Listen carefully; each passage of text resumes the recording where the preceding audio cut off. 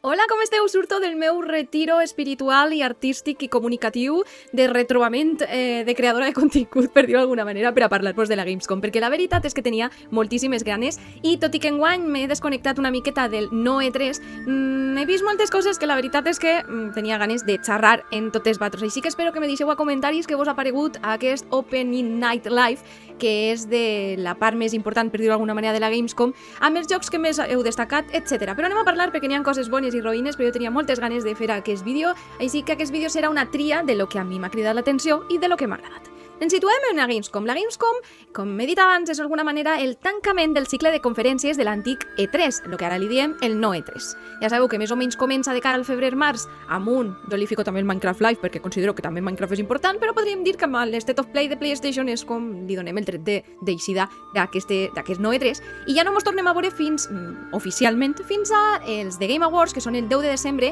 a finals d'any i que també serveixen d'alguna manera de base per als videojocs que vindran al 2027 i si queda alguna notícia que ha sortit o s'ha generat a partir de la finalització de la Gamescom, del nou curs, perquè comencem al setembre. Dura del 24 al 30, però perquè entremig se fan altres conferències i tot això es fa a Colònia, Alemanya, i allà se troben tots els desenvolupadors i desenvolupadores, estudis, publishers, etc. I allà va la crem de la crem. I no oblidem que també van videojocs fets en els nostres territoris, País Valencià, Catalunya i Illes, i tenim la sort de tenir allà també alguns videojocs en català.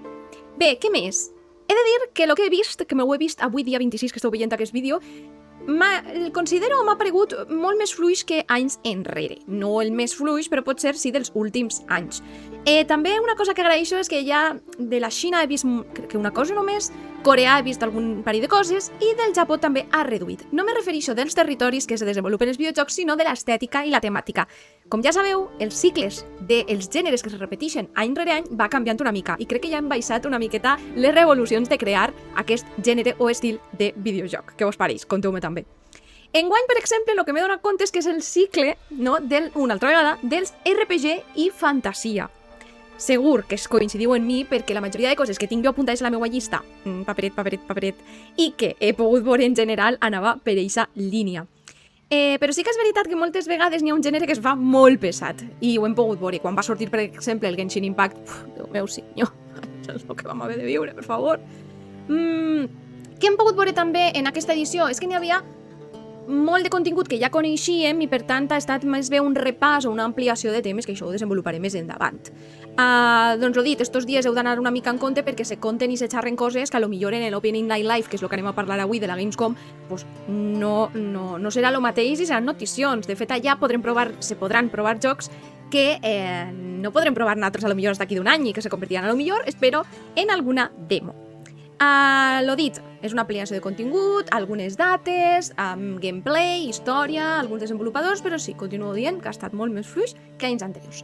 Però bé, després d'aquesta introducció, sobretot per a la gent que no coneixeu la Gamescom, ni coneixeu el que és el concepte no E3, i que també vos fa perea haver-vos de mirar un pre-show més el show i tot el que n'hi ha pel mig de 3 hores, doncs ja vinc aquí jo a dir-vos el més interessant, si sou seguidors del meu canal i sabeu quins són els meus gustos. Anem a dividir, doncs, aquest vídeo en dos. La primera és el pre-show, com he explicat abans, i després és el show en si, que per cert he trobat a faltar alguna actuació més musical i només hem tingut una. Comencem amb el pre-show, que sempre surt alguna coseta interessant, com per exemple el Roller Coaster Tycoon d'Atari Wonderworks. És un simulador de construcció de parc d'atraccions i és dels més antics i clàssics. Així que tindrem pronte un Early Access i jo a el tinc a la meva llista. Gameplay de Perceptum. Vos en recordeu d'aquelles people que miraves i te guiaves amb els esperits? Sí, mami, caca. Ja l'havíem vist, el joc ja el coneixíem. El terror vindrà per a PC i consoles, però m'on anem cap a la primavera del 2027.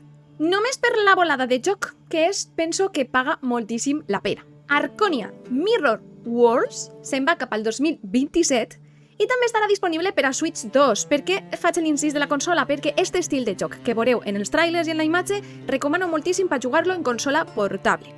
I per l'estil de joc que és. Si haguérem de definir-lo d'alguna manera seria acció, gestió i aventura.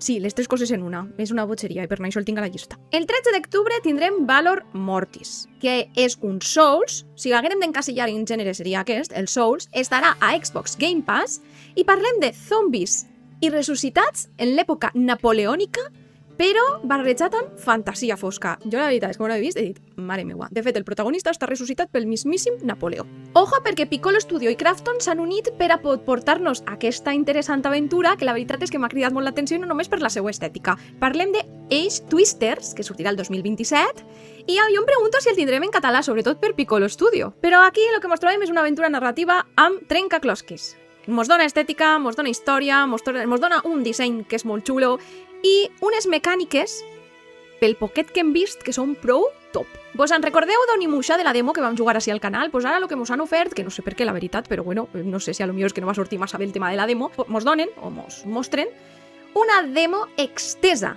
Vale? Així que, bueno, si voleu mirar primer la demo que vam jugar i després tastar aquesta segona demo, el joc recordeu que s'estrena el 4 de setembre, així que això vol dir que a dia d'avui ja tenim oberta i disponible aquesta demo extesa. Ara m'on anem al show de l'Opening Night Live, aquí és on ve la xitxa verdadera. I, bueno, després opinem de lo que ha sortit. Hoyoverse, que segurament vos sonarà moltíssim i ha sortit 3 vegades, crec, en aquest Opening Night Live, ens porta Nodus Fall, que per a mi és com si fusionàrem Elden Ring i Monster Hunter, no? I mos naix aquest RPG. Si haguérem de fer un comptador aquí de tots els RPG que han anat sortint, mare meva. A més, és un cooperatiu de món obert, per tant, més xitxa li dona. I he de dir que és que a mi m'ha cridat moltíssim l'atenció. També he de dir que sort que no li han deixat l'estètica del Genshin Impact, perquè si no ja vos dic que jo ni el poso a la llista. L'exclusiu d'Xbox Gears of War i Day, que arriba a l'octubre, per si no vos heu enterat, però m'estranyaria que no vos enterareu, mos han portat el tràiler de campanya, i la veritat és que a mi m'ha donat la sensació que me fa molta més por de lo que jo he jugat del Gears of War. Molt ben presentat, i bueno, pues una mica més de xitxa, que sempre va bé, sempre i quan no mos desveien coses, que serà ara, este tema el tractarem en alguns dels jocs que van sortint a mesura que anem parlant. Com per exemple, Silent Hill Townfall. A veure, més coses encara, però penso que ja no cal. És que mos han ensenyat un munt de coses, de mecàniques, d'història, de gameplay. És que crec que ja està. I he de dir-vos que si heu vist el tràiler, a veure si el puc posar per aquí baix, que hi ha un moment del tràiler que m'ha recordat moltíssim a La Guerra dels Mons, ¿vale? I també a Monstruós. Sabeu la pel·li esta de Cloverfield i tal? Sobretot per què? Perquè hi ha un moment en què hi ha uns tentacles, rotllo un dels bitxos de Monstruós, ¿vale? Que va cagant literalment altres bitxos. Però bueno, ja veurem què passarà i si espero que tot el que mos han ensenyat no mos cague la marrana del joc, que per cert surt el dia 24 de setembre. Avui també cuidao en setembre. I comença ja el compte enrere per a A Plague Tale Resonance, que la veritat és que el que mos han ensenyat aquesta vegada pareixia més una versió de A Plague Tale una versió de Shenmue amb poders especials, etc. Però bueno, me fa una mica de por, però el que he vist m'agrada molt. Què passa si sumes Silent Hill Expedition 33 i Final Fantasy? Pues que surt Tides of Annihilation. A veure, me mola molt aquesta merda, res més que explicar. Els italians Unrelated Studio mos porten Love Song, que a més vos sonarà moltíssim. Vos parlo d'una aventura i exploració amb un bon apartat artístic. I a què vos sona? Limbo, Journey... Ja veurem la història. Però estèticament i visualment ja sabem cap a on van. Tenim més de Mega Man, que ja sabeu que teníem aquesta nova entrega, i tenim un gameplay en exclusiva. I a més col·laboren amb Pragmata, que per ser Pragmata ho ha petat moltíssim, amb què? Pues amb una skin de Mega Man. Com vos he dit abans, porten molt de contingut que ja coneixem, per tant el que mos ensenyen és una ampliació o coses específiques o alguna data. PlayerUnknown Battleground, dit net, ja podem optar a la beta tancada, però què més això? A veure, jo abans de ser creadora una viciadota al PUBG Mobile, ¿vale? I he de dir que este tràiler m'han donat ganes de voler tornar una altra vegada. És una brutalitat el que hem vist. I és que, què passa? Que trenca amb l'estil i la tònica habitual de lo que estem acostumades de veure al PUBG clàssic. Us ho deixo per aquí, per a no enrotllar-me més. La veritat és que Krafton crea bona merda. Només heu de veure el llistat d'IPs i d'estudis amb els que treballa i que té baix el seu paraigües. En aquest cas ens porten Once Human, que per cert ja està disponible actualment i és gratuït per a consoles, i parlem de supervivència, un món obert en tercera persona, amb shooter, crafteig, construcció de bases, a on? Pues lo que ens agrada a nosaltres en un món post-apocalíptic. Tornem amb una nova ullada a lo que és Control Resonance, que també és el mateix de sempre, més mos ensenyen. Pues una mica més d'història, més imatges, una mica de tasteig del gameplay i mecàniques del joc, el mateix que amb Silent Hill, que deixeu ja d'ensenyar tant, per favor. Però bueno, tremendo igualment, pel 24 de setembre, amigues. Més cosetes de l'esperadíssim Dràcula. No, ojalà. The Blood of Dawnwalker, que la veritat és que la gent està reaccionant molt bé a lo que s'està veient i a lo que s'ha vist, que ja vos dic que també s'ha vist moltíssim del joc i que ja sabeu que per a mi és un must si me poses RPG món obert i vampirs, ja ho sabeu, en uns dies només estarà disponible. Parlem ara de Exodus, que ens porta una extensió de contingut. Ho podríem veure com una fidel successora de l'espiritual de Mass Effect, per exemple. S'estrenarà el dia 7 d'abril del 2027 i ja sabeu que si parlem de l'espai, coses rarunes i un pop, cuidao, és un preferit de la meva llista. Què vos pareix Lady Dimitrescu presentant Warlock de Dungeons and Dragons? És lo millor, la veritat, de la nit. A veure, tenim dones protagonistes, tenim Darkon, tenim màgia fosca.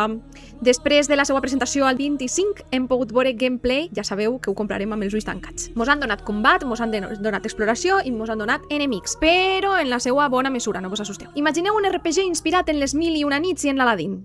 Aquesta premissa, la veritat és que per a mi és molt potent, però els jocs RPG que acostumen a ser un menjahores, la veritat és que han de mostrar que el com més per a que sigui un must i que se diferencien de la resta, ja ho sabeu.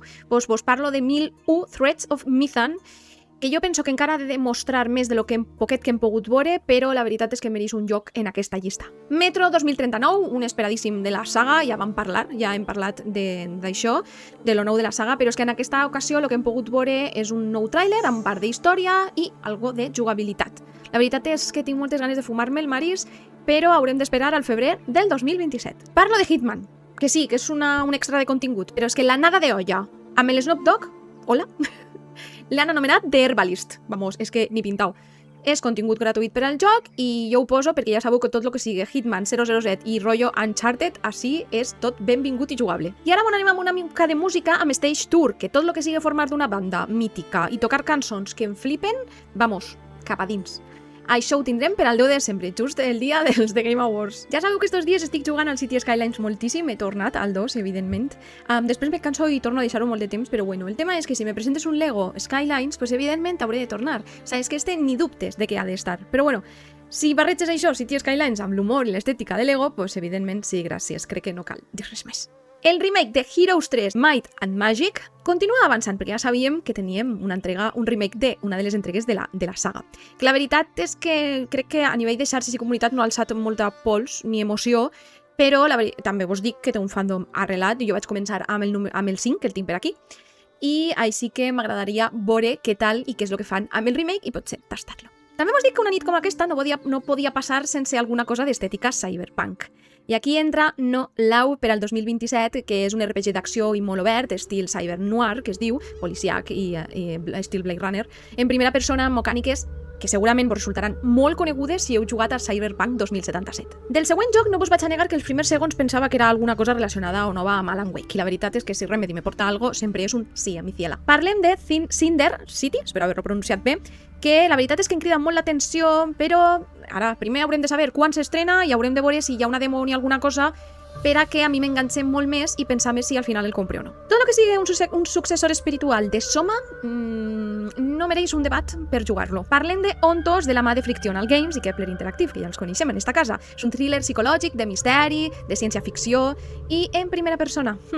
Avui dia 26, mentre estàs mirant aquest vídeo, que sàpigues que s'estan oferint una mostra de gameplay del joc des de la pàgina oficial. I, per cert, té la veu del gran Stellan Skarsgård, que si el coneixeu pues ja sabreu que és un honor poder jugar amb algú tan important de la indústria cinematogràfica com és ell, o la seva família. Com he dit moltes vegades, si hi ha un joc o una estètica, una mecànica, un gènere que ja existeix, vale? En part, tu has de fer que el teu projecte destaqui per sobre de lo de la resta d'aquest gènere o estil. Aquí tenim música, Lovecraft, reformes i simulador. O sigui, què més voleu?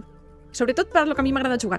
There Are No Ghosts Underground, i el tindrem per a Game Pass. Mireu-vos el tràiler perquè paga la pena. I per finalitzar, el que ha sigut el que més m'ha agradat i m'ha cridat l'atenció i destacar de l'Opening Night Live de la Gamescom 2026, pues, evidentment és el gran The Witcher 3. Moltes de natros, si vos agrada la saga, pues, haureu estat seguint, com jo, tota l'evolució de lo que va sortint. Ara per ara, què tenim? A veure, per situar-nos, tenim la notícia de que tindrem un remastered del The Witcher 3, la segona notícia, que és un DLC nou, sí, després de quasi 11 anys, no passa res, pues no confiem broma en l'Opening Night Live, pues mai és tard per a treure un DLC, i després tenim el The Witcher 4 amb la nostra prota Cirilla, que per cert, recordeu que The Witcher 3 va ser GOTY al 2015. Què tenim? Doncs mira, en el remastered, per exemple, a banda de que sigui un remastered, que visualment vos veurem molta millora, hi haurà noves coses canviades. N'hi ha un munt, n'hi ha una llista enorme, així que no me la vaig a dir, però per exemple n'hi ha millores en combat, nous finals, és que n'hi ha de tot. També adaptacions per a PlayStation i Xbox, bueno. Que a més ve amb les dues expansions i, a més, si ja tens el joc, me repeteixo com la Ioli, serà gratuït per als que tenen en propietat el joc, per al 29 de setembre del 2026, vale? Vos he de dir que la veritat és que és un joc que per a mi no ha envellit gens malament en 10 anys, que tu el jugues ara i encara flipes que tingui més de 10 anys, francament. I des del meu punt de vista, aquest remastered el que fa que ens prepara visualment i gràficament, per una banda per al DLC del 2027, Songs of the Past, i per l'altra per a The Witcher 4 per al 2028, que ja evidentment el motor és de 12-13 anys després, vale? Jo l'altre dia comentava que volia jugar-lo perquè faria un bloc de 10 missions, de 10 capítols per cada joc que m'ha agradat, d'estos que són menys hores com és el de Witcher, i crec que és un bon moment per esperar-me per al dia 29 de setembre i provar-lo des de l'ordinador, però ja sabeu que com a fan de The Witcher el tinc per a totes les plataformes possibles, menys per a consoles portables, ho sento. Ja per últim, el 10 de desembre tindrem, com he dit abans, a l'inici del vídeo que tenim els de Game Awards, i que ja sabeu que això és per a preparar lo terreno de cara al 2027 i per a premiar els millors videojocs del 2026. No t'oblides de seguir-me, donar-li un m'agrada que sempre ajuda i deixar un comentari amb quins han estat els teus destacats i si estàs d'acord amb mi.